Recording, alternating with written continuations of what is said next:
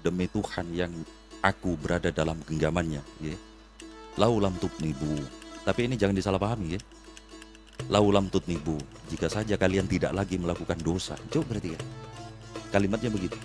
Laulam tutnibu, la dhahaballahu bikum. Allah itu akan meninggalkan kalian. Wala ja'a bikum, wala ja'a biqaumin, dan Allah akan mendatangkan kaum lain yutnibuna, yang melakukan dosa. Fayastaghfirunallah, mereka memohon ampun kepada Allah, wa yaghfirullahu lahum. Allah itu ngapain harus begini? Dan pertanyaan nakalnya begitu toh. Saking maha agungnya Allah Ta'ala. Sekali lagi, dalil barusan jangan dijadiin dalil untuk berbuat dosa.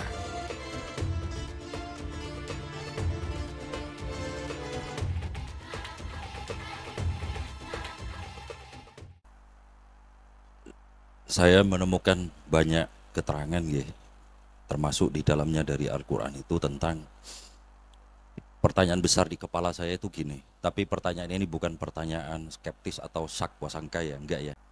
Cuman lebih tepatnya pertanyaan yang lahir dari rasa gumun. Gumun, kagum, takjub gitu ya. Begini, alasnya itu beginilah kira-kira cara berpikirnya. Allah Ta'ala itu kan adalah Tuhan yang maha segalanya ya. Iya toh. Maha segalanya, bahkan meliputi hal-hal yang tidak mampu kita bersihkan. Jadi kalau ada istilah beyond imagination, ini beyondnya beyond gitu ya. Kan begitu. Begitulah Allah kan begitu. Nah, kalau panjenengan pernah nonton YouTube tentang apa? YouTube Sains ya, tentang jagat raya ini. Itu kan sampai sekarang nggak ketemu batasnya di mana itu. Ujungnya itu. Artinya semaju apa peradaban manusia secara sains, teknologi, macam-macam gitu. Itu sampai sekarang masih tidak mampu untuk mencapai itu, dan entah kapan apakah akan pernah mampu ataukah tidak pernah mampu gitu ya. Tapi kayak nggak pernah mampu itu, nemukan batasnya aja di mana itu.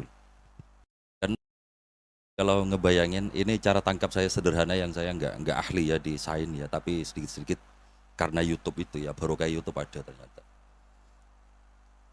Eh, kita bayangin kafe ini lah ya. Kafe ini mungkin di mata panjenengan itu besar ya. Oke. Banyak orang kan mengatakan kafe ini besar. Oke. Tapi kafe ini di hadapan Banguntapan kan nggak ada artinya. Ya. Lalu Banguntapan di hadapan Bantul kan nggak ada artinya. Bantul di hadapan DIY nggak ada artinya. DIY di hadapan apa? Pulau Jawa nggak ada artinya. Kan begitu. Semakin ke sana, ya semakin ke sana gitu. Posisi kita itu loh, maksudnya semakin tidak ada artinya kan semakin begitu. Iya kan? Saya punya teman ganteng banget, banget gantengnya. Mantunya Buya Hussein Muhammad itu ganteng banget. Kalau kata Kiai Faiz itu begini, orang yang paling saya nggak mau foto bareng kamu itu. Temannya ya. Kenapa? Saya seketika jelek katanya. Plus nggak punya pesona katanya gitu. Saking ganteng ya. Nah, ya di titik ini saya sering batin gini. Kenapa ya ada orang yang ngamuk di jalan itu loh, seolah-olah nggak ada apa itu. Seolah-olah semua selesai dengan ngamuk itu, padahal ya di atas dia mesti gak ada artinya, di atas garis-garisnya begitu. Dan fakta menunjukkan bahwa orang-orang begitu ujungnya itu jadi kerupuk kan begitu ya. Selalu begitu kan. Nah, pada bentuk-bentuk yang lain kita juga begitu. Harus diakui, ya, dalam bidang masing-masing. Teman-teman yang penyair kayak Arko merasa udah paling syair kan gitu ya. Iya kan? Ketika berada di kamarnya. Duhai kompor yang ada di tembok kan begitu ya. Udah ngerasa paling bagus ya. Kan begitu.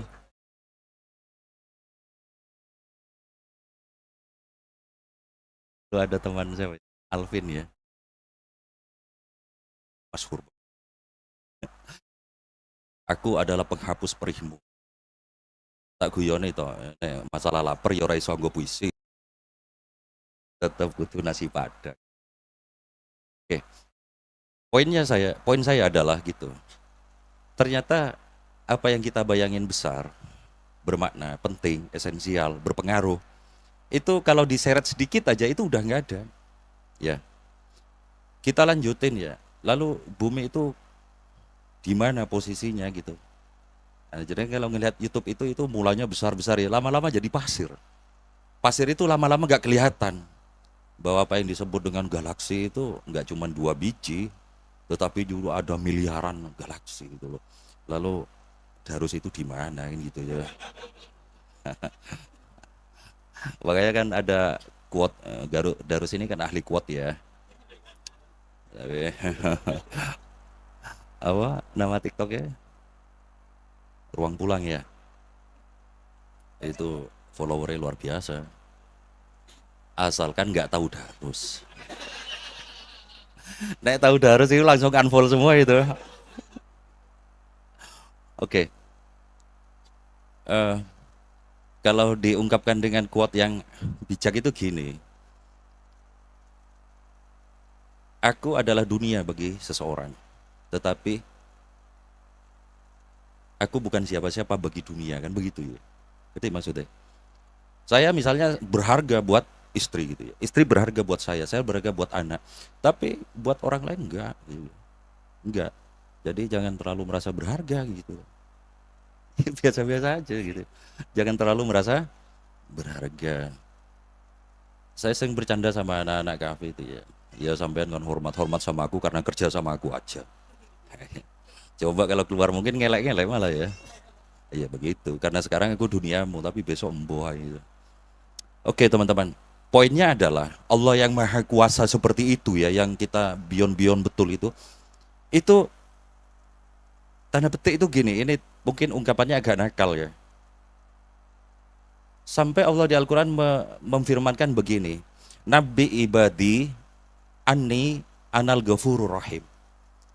Beritahukanlah kepada hamba-hambaku ya manusia ini gitu ya, bahwa sungguh aku ini adalah sang maha pengampun lagi maha penyayang. Pentingnya opo gitu loh, pertanyaan di kepala saya itu ya. Walaupun kalimat ini tidak tepat, tapi poinnya saya kira jenengan paham. Pentingnya itu apa gitu. Gitu ya. Oke, bahwa Allah itu ya begitu, Allah saking maha agungnya, maha luhungnya, maha sayangnya kepada kita gitu ya. Sampai Allah itu eh, menyeru kepada Nabi Muhammad itu supaya mengabarkan kepada manusia bahwa aku loh adalah Tuhan yang maha pengampun lagi maha penyayang, kan begitu ya. Saking ulas asih Allah kepada kita. Nah, itu satu. Yang kedua, Allah itu kan memberikan begitu banyak bekal dan modal kepada kita untuk menjadi orang beriman dan orang baik, kan begitu. Contoh yang paling esensial itu kalau dalam apa? Dalam ungkapannya Said Hussein Nasr misalnya ya, tentang primordialisme itu, ditariknya ikrar manusia ketika ruh pertama ditiupkan itu adalah bukti paling otentik atau paling substantif. Betapa Allah itu netepke manusia itu dengan modal untuk mendapatkan dua hal, menjalankan dua hal. Satu, beriman kepada Allah, dan yang kedua cenderung kepada kebaikan. Ini fitrah manusia. Fitrah manusia. Kalau secara sederhana kan gini, dulu orang-orang dulu itu ketemu pohon gede itu kan dipercaya, disembah gitu kan. Itu kan dorongan untuk meyakini adanya sesuatu yang adikodrati di luar dirinya, kan begitu kan. Bahwa ada sesuatu yang harus disandari, diimani, iya. Gitu ya. Itu. Sisi lain, orang itu selalu dalam skala yang paling sederhana sekalipun mesti membuat suatu formula hidup supaya hidupnya itu enak. Kan begitu. Walaupun hari ini mungkin kita menilai itu kadaluarsa, expired atau bahkan terbelakang gitu ya. Tapi di masanya itu adalah formula hidup yang memang diciptakan oleh manusia untuk menuju kepada kebaikan itu tadi, kan begitu. Contoh misalnya orang kalau melanggar ini lalu dihukum apa misalnya gitu. Bahkan yang paling naif sekalipun di mata kita hari ini naif ya. Dulu itu di Yunani kuno itu ada filsuf namanya Thales itu ya. Dia mengatakan bahwa manusia itu mengalami metamorfosa. Apa namanya? Di antaranya adalah kalau orang yang baik itu dia akan terlahir kembali sebagai manusia lagi. Tetapi kalau dia buruk, dia bisa terlahir kembali menjadi ular atau tikus. Dan salah satu sebab orang itu lalu buruk sehingga terlahir kembali menjadi tikus atau ular itu adalah kalau makan buncis. Ini kan gak masuk akal buat kita hari ini ya. Tapi di masanya itu jangan diremehkan, kan begitu. Kan begitu. Nah, ini adalah bukti bahwa ya memang barokah fitrah itu. Ya. Itu lalu membuat semua manusia tanpa kecuali mesti cenderung kepada dua sisi ini. Cenderung beriman dan yang kedua cenderung kepada kebaikan. Oke. Alhamdulillah kita berada di jalan yang kita yakini seperti ini yang diwariskan diajarkan oleh Kanjeng Nabi SAW, kan begitu alhamdulillahnya. Nah, tetapi faktanya tetap saja kan gitu ya. Walaupun kita ya beriman iya, beribadah iya dan macam-macam, tetap bengalnya itu kan luar biasa. Nggih mboten? Nggih. Nggih napa nggih? Teko wong ya. Sing seneng DM nonton mboten? Nonton. Sing ngepap barang nggih? Oh nggih. Bolak-balik dibahas ya tetap nggih. Tetap.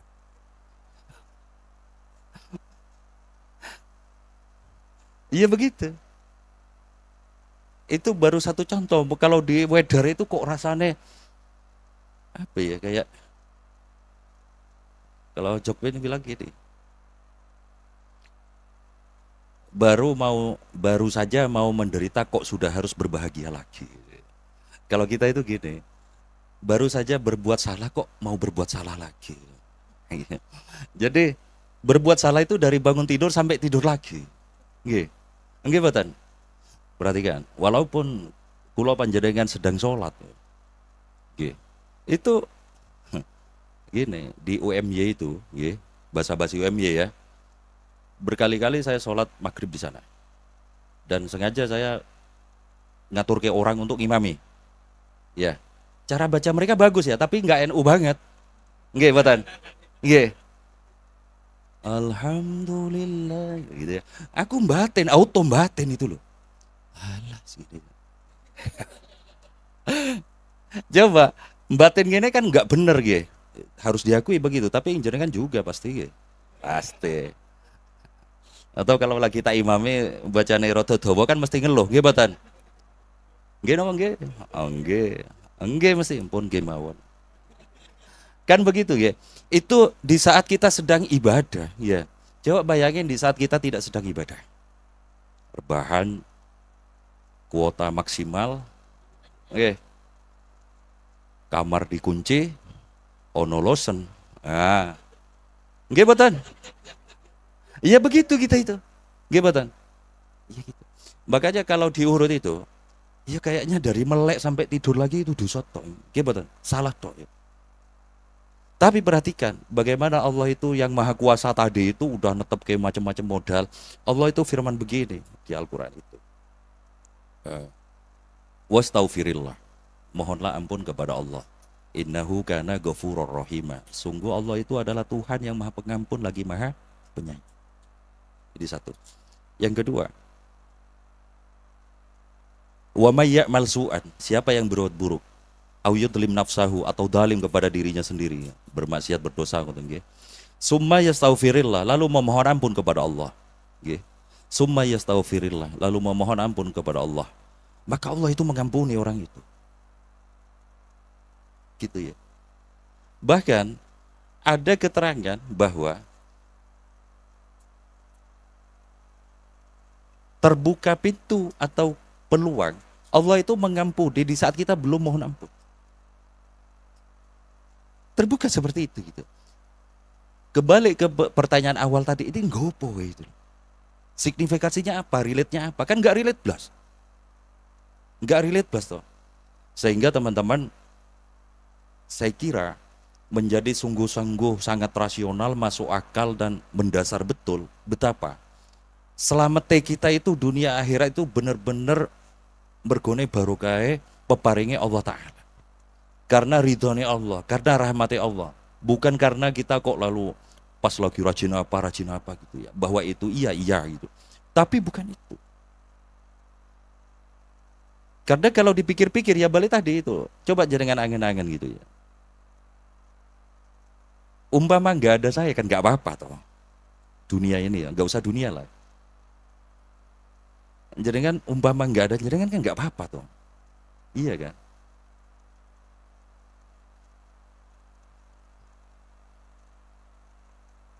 Umpama nggak ada Darus kan nggak apa-apa. Nggak ada Arko, orang masalah. Kan begitu.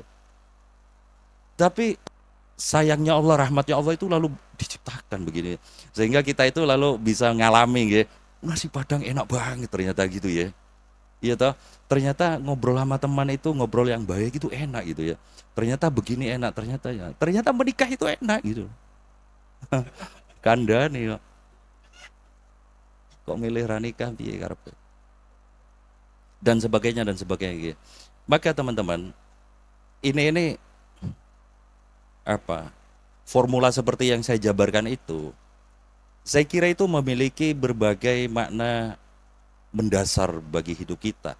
Termasuk diantaranya, diantaranya ini yang saya kira, kalau pas lagi ngerasa berat, sulit terhadap suatu kondisi, ngeluhmu itu ojo banget-banget, ya. Karena wes diparing hidup aja, dipilih untuk hidup oleh Allah itu udah masya Allah kan begitu. Ngono sih sambat ngono, banget-banget ya.